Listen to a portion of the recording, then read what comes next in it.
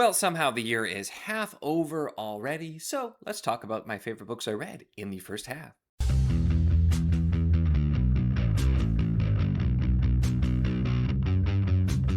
Hello and welcome to my channel. In this video, we're going to be doing my top 10 books on the first half of 2026. And there's definitely, this is one where I had some big ones, things that I really loved. And then I had a lot of not a lot of in between. I had some hits, I had a lot of more middling books. So this was kind of interesting to go in here. But I still have, I think, a top 10 I'm very happy with. Although I'm curious to see where I'll end up. Because I feel like some of these things definitely are going to be contenders for the top 10 of the year, but I feel like my top 10 of the year might end up being more back half related. So we will see how it goes. But with no further ado, we're going to start off with number 10, which was Voidverse by Damien Ober. Now, this was one I was sent this ARC copy, and I still need to get the actual regular copy of it at some point here. But I was not really sure what to expect. This was sold as kind of a very unique sort of sci-fi thing, and the some of the tagline with the marketing was interesting to say the least. But this is just basically this world where it's everybody lives on these individual little rocks within the void. Different rocks have their own rules, their own ideas, and there are only few that actually travel between them. And that's sort of the setup. And then we have this bigger picture of things setting up where there's maybe some potential consequences that could change or destroy the void as it's known. So it's just very interesting, very atmospheric, and I quite enjoyed it. I thought it was really, really solid overall, and I'm curious to see more where this world is going to go, because there's definitely a lot more to happen. And just digging into an interesting world in sci-fi or fantasy is one of the things that I most enjoy. So this one worked really well for me, and I had a fun time with, and curious yet to see where it goes. Then at number 9, we have Sheep Farmer's Daughter, which is the first in the deed of Pax Narian by Elizabeth Moon. And this was our one of our backlist book club picks earlier in the year. I can't remember which month actually it was, but I've been curious to try this for a long time, and I ended up really enjoying this one. But I don't know what I was fully expecting. This wasn't quite it, but it worked really well. I know that Elizabeth Moon is also known for doing a lot of military sci-fi, and this I would definitely say is military fantasy. We're following Pax, for short for Paxnarian, who is just sort of, she's a farmer's daughter, and she's not really pleased with her life. She ends up running off to join a mercenary crew, but then we're really going through the mercenary type of things, and the level of realism that I felt through just the day-to-day life of being a mercenary, the way a lot of things were handled, just with how that life works, and what was set up in this world, I was really engaged. And it's why it was kind of a hard one to describe, because it didn't feel particularly character focused. It was sort of technically more plot focused, but it also was just sort of, you were there in the day-to-day life and you were just experiencing it with. So it's kind of a hard one to talk about, but one I found myself quite enjoying. I was very engaged, and there were some little hints and looks at deeper world building to come. So I'm definitely curious to see more here. So this is definitely one I'll be continuing. I have way too many things that I need to continue, so I'm going to plan to focus on trying to do some continuing stuff here soon in the coming months. But just a really engaging book, and it sounds like the book 2 is even better. So I'm very curious to see where we go from here with this one. But was for a backlist book pick, it worked out great. It was something I enjoyed, an author tried, and I'm very curious to try it more.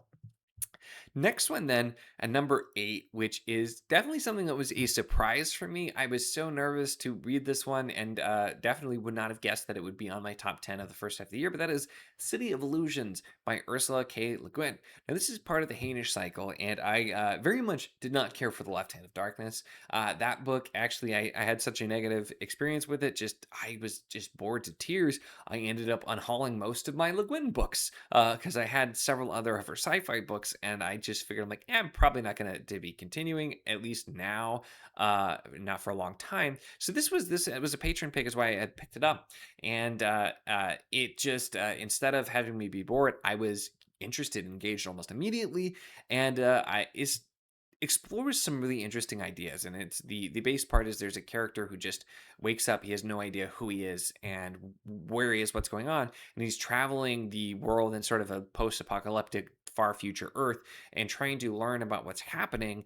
And then he's faced with a lot of decisions, and there's a lot of exploration of identity and what identity means when he's faced with the decision of trying to get back his old identity and his memories, losing what he has, or how he continues. And so it's a lot of exploration, looking at the world, looking at these ideas, and I really enjoyed both halves of this. The first half is just sort of wandering and finding out about the world. The second half, which is more the sort of those discussions around identity and science and ideas. And so both halves worked really well for me.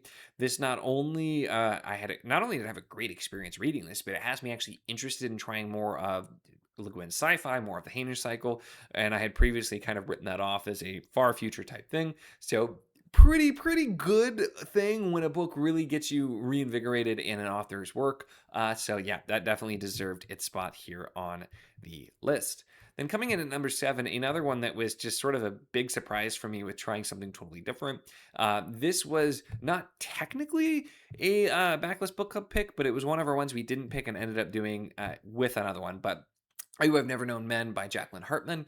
The actual pick was The Wall by Margaret Haushofer, but we ended up doing, several of us doing both in the same month. And I definitely preferred this one. So, spoiler, you won't be seeing The Wall on this list, but You Have Never Known Men just hit me really strongly. I ended up doing this all in one sitting, which I think was a great way to consume this story. And there were definitely some parts. There's one particular thing which I totally get why it turns people off, is there's an area of focus that I could have done without, or could have done with it being much less.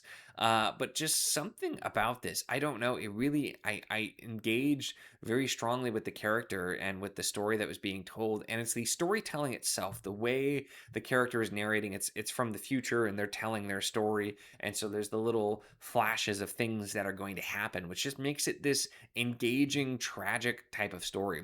And the plot here is our character starts as a very young girl who lives in a bunker with 39 other women. None of them really know what happened or why they're there, but they just live in this very monotonous life where they nobody from outside speaks to them. There are guards, but they won't speak or engage with them at all. They get food, they get these things, and this is their life. And so it's this girl growing up, going through all of the different coming of age type of things, but completely alone, and also especially kind of isolated because she's just is not really engaged with a lot of the other people as well. And the journey that they all end up going on, just emotionally, characterly, and as things happen and they end up getting to leave the bunker, is just it was so gripping. I don't know. It was just gripping. It was engaging, heartbreaking at points, but this one just kind of blew me away in a very unexpected way. It's quite short. I do recommend just checking it out, trying it for yourself, knowing there are some kind of weird things to it. But I had a fantastic time with this. I really did. I need to get a copy of it at some point too. As well, but yeah, I don't know. I was not expecting to enjoy it as much. I really like The Wall too, but this one definitely was the one that I had a higher overall experience with. I think we're on number 6 now, which is A Parade of Horribles by Matt Dinniman, which is pretty well the opposite of literally anything else that I've talked about, because it's a Carl book.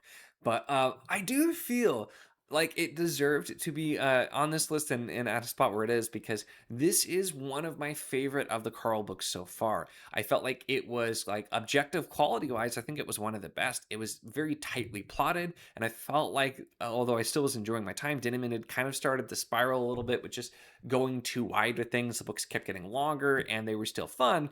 But the book right before this Inevitable Ruin, felt like tonally it was starting to tip a little bit, to get a little bit more serious and focus on the bigger story, the bigger plot. And then this book just continues it. But not only is it's very tight, it just felt like it flowed extremely well. There was no wasted time, yet we still got all of the trademark kind of ridiculous things, the humor, the seriousness, the lore drops, all of that stuff. So it moves things forward in a really big way while also not feeling like it ever got bogged down. And even like we have another themed floor here that involves like cars and kind of racing. And we didn't like spend a ton of time going over the mechanics of that. It's a really integral part of the floor. But like the book with the cards, where I felt like we spent a lot of time talking about that, and that was kind of a for me. We don't really do that. So it moves really great. And this is again, Carl is just shaping up to be something truly special. This series, it has the ridiculous stuff, but it also has so much more. And I'm fascinated to see where things are going to end up with this series overall. So I will absolutely be continuing. There was no question there, but I'm excited to just see where it goes. And it feels like we really are ramping toward a conclusion. So I cannot wait to experience it. Then after that, we have another. I feel like there are a lot of surprises here for me. This first half of the year, but we have The Power of the Dog by Don Winslow, which was definitely not, again, a book I would expect to have here on my list, especially so high with this being number 5. But this was just a fantastic book. This is following the war on drugs, and it's a more like recent historical fiction book, but it includes so much real history, so many real events that are disturbing, but very true, and just is a different sort of look at all of these things with the war on drugs, all the things that happened, the connections to not only just like looking at a lot of this, the drug trade in Mexico, but also how that impacts cities in the U.S. Involvement of different crime organizations, of different governments, of different world players. And Don Winslow manages to weave all of that together in just a phenomenal way. The world building here is just insane, especially because, again, real things, real places, but the way he's able to just create this world within the story that with so many interlocking pieces, it's just really, really masterfully done. This was so engaging. It was a brutal book, but it was fascinating to see just this kind of like living history right out in front of you. All of the really messed up kind of stuff that happened, and despite being fiction, yeah, a lot of real world stuff in here, and I was really blown away by this one in so many ways as well.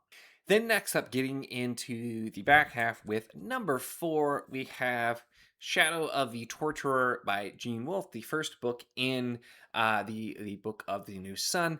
And this is one that I debated with myself quite a lot on where exactly I put this, because this was a book that it was such an experience that trying to like figure out and talk about it in like a review sort of way just eluded me.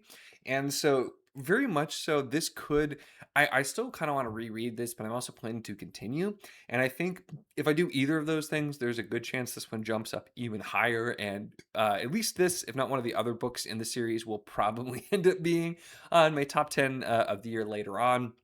But this was just such an experience. I didn't really know where to put it, so I decided to put it here. It was fascinating, and Gene Wolfe, just as a writer, the writing here is phenomenal. The way he paints a scene, it was just also not quite like anything else I've ever read. And I still think about the experience that I had with it, but I also just not fully worked out. And I think once I reread or continue or both, I will be able to kind of clear in my head a lot more. But really, really great, fascinating book. So glad I finally got to it, and very much looking forward to continuing as well.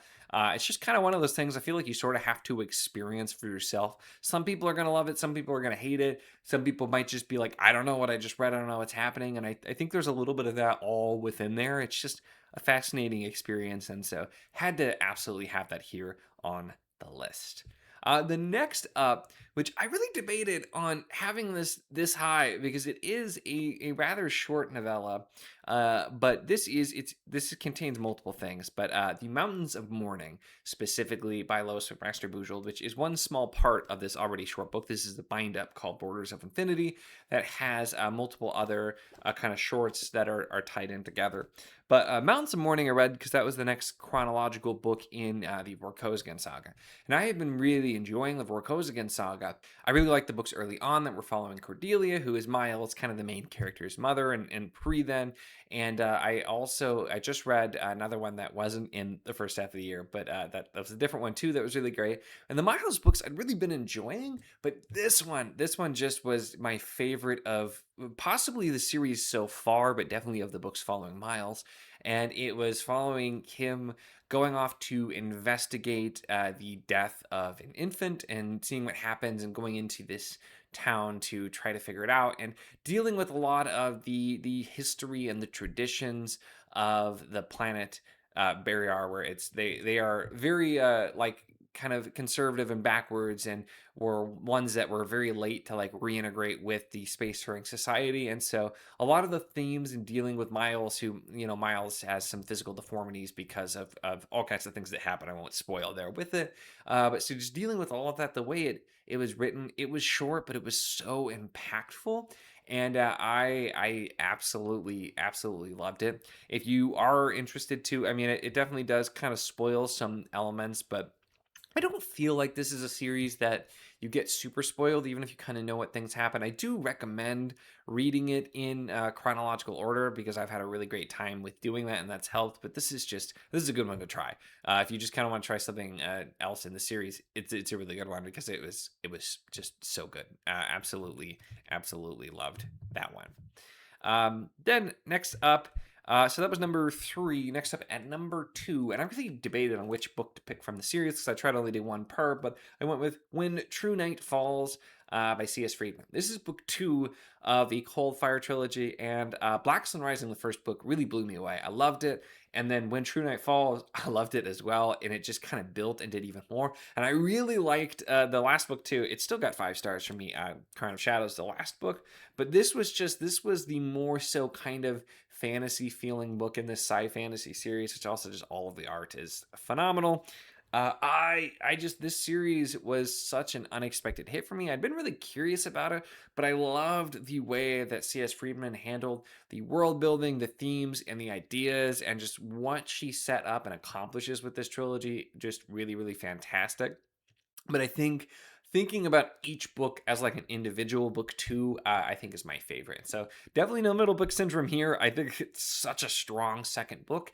It really builds on everything that you get from the first book, and it sets up even more for the third book. And I think the third book did a fantastic job as well. It just was, there were a few things that I was like, I could have done without this. And so that's the only, like, I had some minor nitpick complaints there, but I definitely recommend checking out this series. It is sci-fantasy. It's following very different characters, a priest and a sort of demonic vampire guy who end up having to travel on a quest together and have to deal with their existences kind of offending each other in so many ways.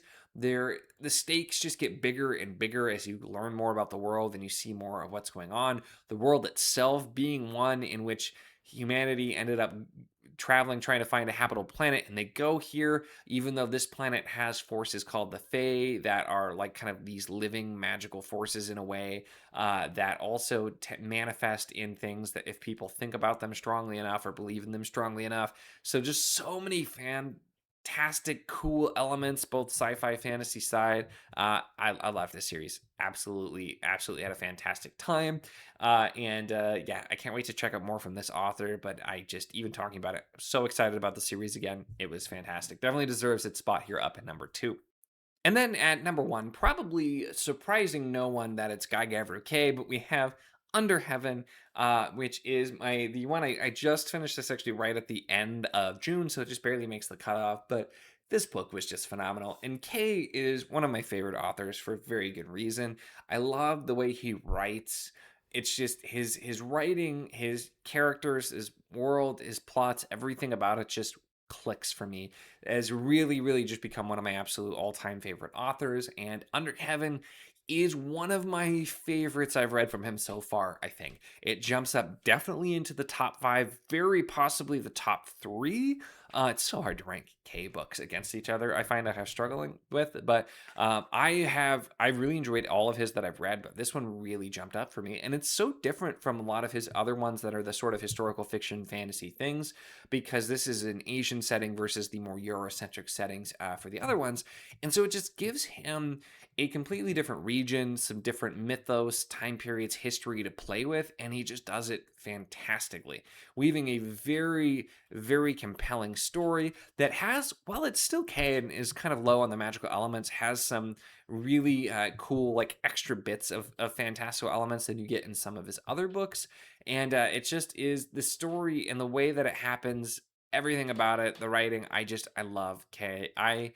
This one took me a little bit to get into because I was sort of weirdly like slumpy, and usually Kay immediately cures me of that. But I was appreciating it, but I was having trouble getting started because I just wasn't feeling like reading anything. But then by the time I got to like the second half of this book, I could not put it down, and it completely shattered any sort of slumpiness because just really really phenomenal.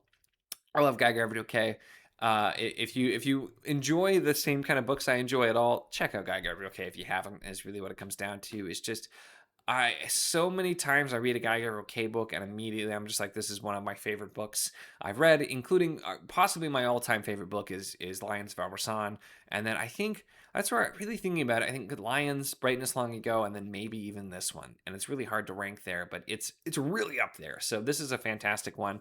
Very different setting. If you are wanting to just try something different from K, or if you haven't tried K, there's not really any bad starting points for the most part with him. So it's great. But I love this book. It's fantastic. Definitely check it out. And as well as everything else here in the top 10. These are all really great books. Whenever I'm making a top 10 list, it's like there's no like this book was okay. Like no, this is the best of the best of what I've read so far. So I can't wait to see what I end up in the back half from there. That's it for this one, though. So let me know your thoughts on any of these, as well as what some of your favorite books are that you've read in the year so far and your standouts. Always love to hear from you guys on that. Make sure to give the video a like if you enjoyed it. Check the links in the description, as always, for the Patreon if you want to support what I do, as well as the Wizard of the Enclave Discord if you want to chat books, whether any of these books, other books, really anything at all. It's a lot of fun and we'd love to have you. And of course, if you enjoy my content, make sure to subscribe.